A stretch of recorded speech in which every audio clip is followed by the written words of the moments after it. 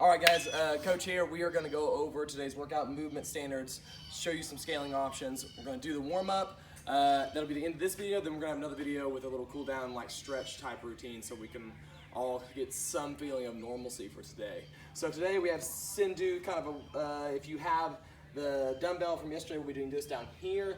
If not, if we can have a pull-up bar, I'm going to use my kid's swing set thing, which is going to be interesting because it's huge, big. I can't get my hand around it.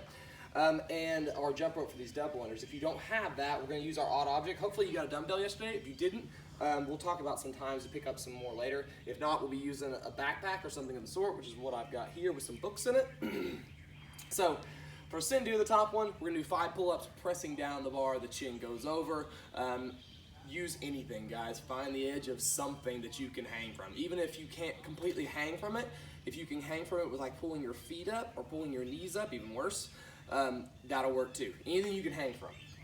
Push-ups, hands directly under your chest or under your shoulders, chest touches, elbows lock out. The air squat, make sure we're looking forward, guys. I don't want to see nasty low or high squats. Nice and upright, all the way down, all the way up. And then the double unders, hands down in front. Side note here, guys, like I only have concrete here. You might get something to put your jump rope on. Concrete is just not very nice to jump ropes. So if you do have your jump rope there, I'd maybe find something to jump on, even if it's a yoga mat or anything. It may make the double unders a little weird, but it won't ruin your jump rope at least. So if you don't have that, if you don't have your jump rope or whatever, you don't want to do that. We got 15 odd object rows, 15 push-ups, 15 squat hops. So the odd object row, you can take a backpack and lean over and do your bent over rows. Or if you've got a dumbbell, you can do dumbbell rows. Okay, the dumbbell is probably a little ideal here if you have it, especially considering we're giving them out. The push-ups, same deal, hands on the shoulders, chest touches, elbows lock out.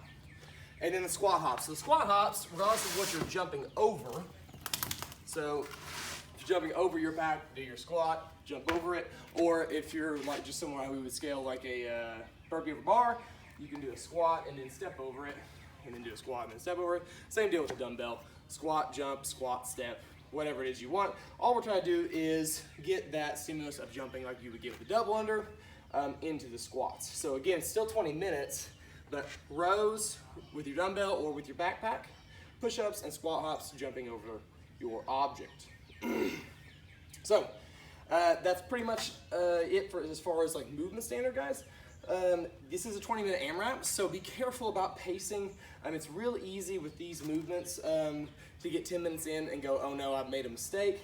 Especially when you're at home, guys, because if you're not like training with at least one other person, this can get to a point where you're like, I just want to quit. So be careful about how hot you come out.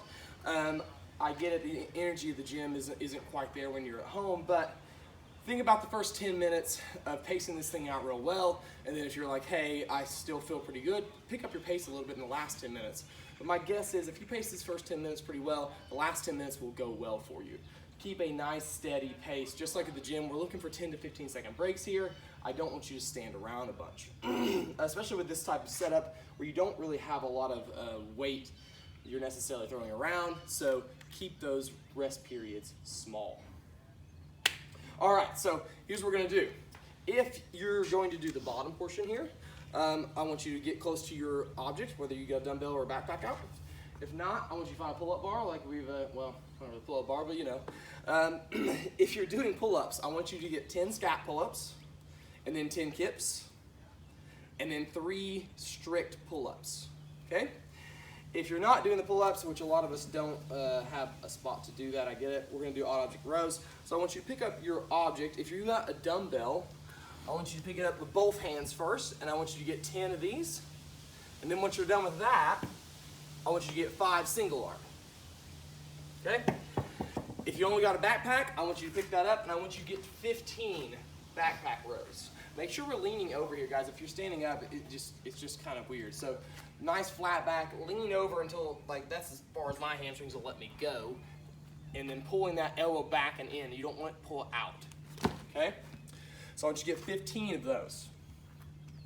Once you're done with that, let's do push up to down dog. I want you to get 10 reps. Push up to down dog. Okay? Once you're done with that, let's get 10 reps of Samson. Once you're done with that, let's get 10 reps of our inchworm, everybody's favorite.